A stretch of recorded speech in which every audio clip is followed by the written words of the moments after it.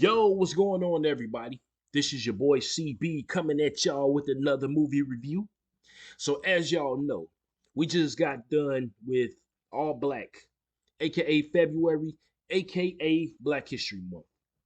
So, now we're moving into a new month. Actually, we're on day number 4, but I got 4 movies lined up for this month for you guys. You know what I'm saying? 3 of the movies I seen already. One of them I haven't. It caught my eye and I want to watch it. So we will get to that, in due time. But for today's review, we're going to be talking about a movie that's based on true events. And I say true events, I'm not going to say a true story because some of the stuff in this movie never happened. You know what I mean?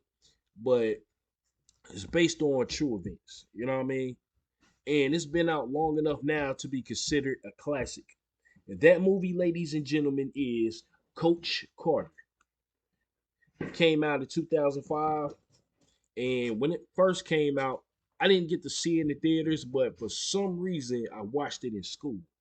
That was the first time I seen it. You know what I'm saying?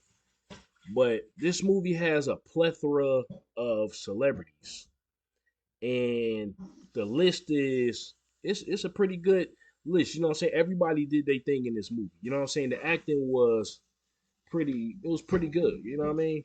You had Samuel L. Jackson, you had Rick Gonzalez, you had Antoine Tanner, you had Rob Brown, Channing Tatum, Ashanti, and the list goes on. But like I said, the movie's based on true events. However, one of the things that never happened that took place in this movie was the lockout. The lockout, as far as the players being able to practice and play in games, that did happen. You know what I'm saying? That absolutely did happen, but there was no chain on the gym doors because the gym had to be used by other athletes for other things. So, yeah, that part that was made up for the movie. Some of the players on the team are fictional as well. You know what I'm saying? One of the only students or one of the only players that was in this movie that actually went to that school was Coach Carter's son himself. You know what I'm saying? But he was played by Robert Rich. You know what I'm saying? Or Robert Ricard. Damian Carter. That's his name. You know what I'm saying? But yeah, man. Rob Brown. For those who don't know, he was one of the dudes in this movie that struck me as giving a damn about his grades and progress reports and all of that. But I'm not sure. I think he was one of the ones that wasn't doing so hot at first as well. You know what I'm saying? Because he had a baby with Ashanti, so he was trying to juggle that, playing basketball, and focusing on getting a scholarship. You know what I'm saying? And he managed to get the scholarship. But this was right before when he made this announcement to Ashanti's character. Ashanti told him that she got rid of the baby that they were going to have. You know what I'm saying? Because she was making the decision for herself. And before all of that, you know what I'm saying, he wasn't quite ready to be a parent. And you could tell, you know what I'm saying, she was a little excited about it, but he wasn't really excited at all. You know what I mean? But he had his art, he got a scholarship and everything like that. And for those who don't know, he was also the guy that was in the movie that I reviewed last time, Finding Forrester. Great film, by the way. Make sure y'all check that out. Rick Gonzalez character, Timo Cruz, he had one hell of an arc in this movie too. So in the beginning, when Coach Carter is introduced to the players, he was one of the ones that pretty much came out of his face. You know what I'm saying? Like he stepped out of the line, trying to buck up to the coach and everything like that. And he got kicked off the team like instantly. You know what I'm saying? And so we find out that him and his cousin, you know what I'm saying, they were street dudes. You know what I'm saying, like selling drugs and stuff like that. And he had a sad ending to his arc, but at the same time, he redeemed himself because his cousin was murdered on the streets. You know what I'm saying? So after this, he came to Coach Carter's house, broke down, and he was desperately trying to get back onto the team. You know what I mean? But again, in the beginning, you will see that he was kind of unlikable. But then, later on in the movie, like I said, he redeemed himself. So he stepped up. You know what I mean? He changed, like he just changed his whole life completely. Um, Antoine Tanner's character Worm. Now, for me, he was the comedic relief. You know what I'm saying? Like this dude, throughout the movie. You know what I mean? You'd think that he would mature a little bit. I mean, he did. You know what I'm saying? Like he improved. I think he was one of the ones where the grades were slipping and all that, but he stepped up as well. You know what I'm saying? When they had that lockout and all the parents were pissed off at Coach Carter and the principal kept giving him shit about, locking up the gym and everything like that, which in real life also that wasn't true either. You know what I'm saying? The principal and everybody else was supporting the fact that he, shut the gym down so they can focus on their studies and everything like that. And I'm gonna say this too, side note. A lot of the parents in this movie and the principal, when they kept saying that basketball was all that these kids had, I looked at that as an insult because if you sit there and you tell somebody that the only thing your kid can do or the only skill he got is to play ball and you don't mention anything else, you're basically downing your kid. And Coach Carter was the only one that saw that. You know what I'm saying? Like, if y'all, you know what I'm saying, are willing to let these boys play ball regardless of what their grades are like, imagine how it's going to be when they graduate. You know what I'm saying? If they don't make any kind of team or nothing like that, what the hell are they going to do then? You know what I mean? Either be on the streets, dead, or jail. You know what I mean?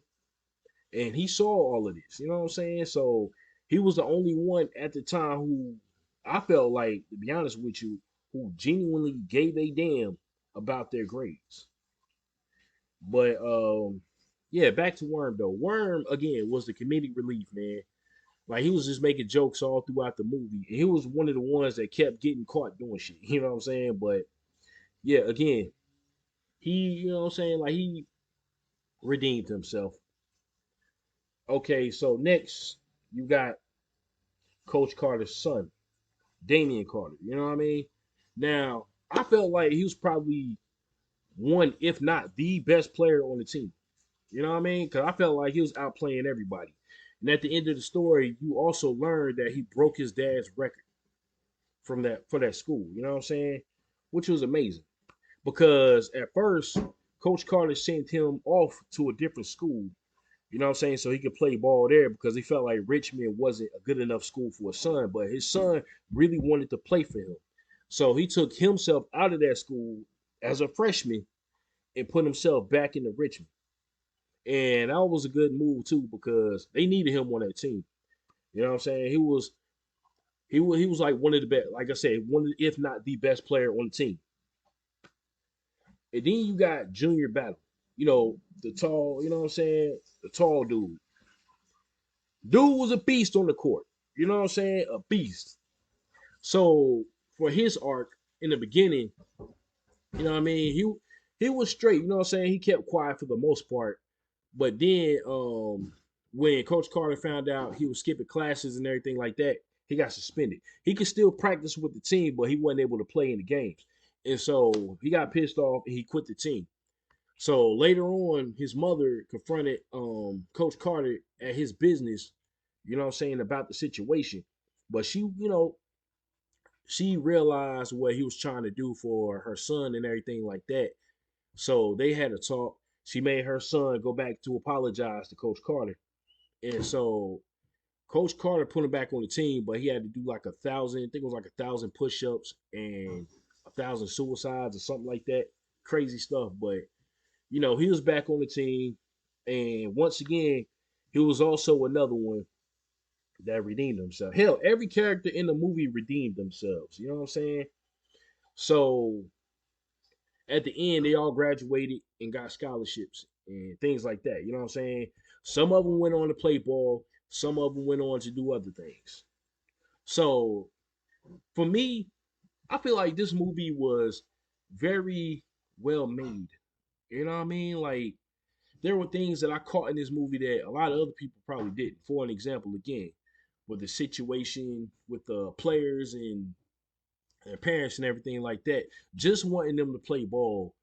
And I mean, I'm sure the parents cared about them, academically, but they didn't really see that. You know what I'm saying? They just wanted them to play ball and be happy. You know what I mean? But again, this movie for me was more of Coach Carter trying to teach them that education was more important than playing ball. You know what I'm saying? Basketball was just you know what I'm saying, the side thing. I mean, it was all about basketball, but you know what I'm saying, he came and turned everybody's lives around. So I felt like he was there for that more than, you know, winning. But anyway, that's my review for Coach Carter. Like I said, man, if y'all ain't seen this movie, I don't know where you been, unless you Gen Z, you know what I'm saying? Because some of y'all were probably born after this movie came out. You know what I'm saying? The Gen Zers. But again, you can find it, you know what I'm saying? It's on YouTube free with ads. You know what I mean? So you can check it out there, or I'm pretty sure it's streaming somewhere. Or if not, hell, order the movie. You know what I'm saying? But make sure you check it out.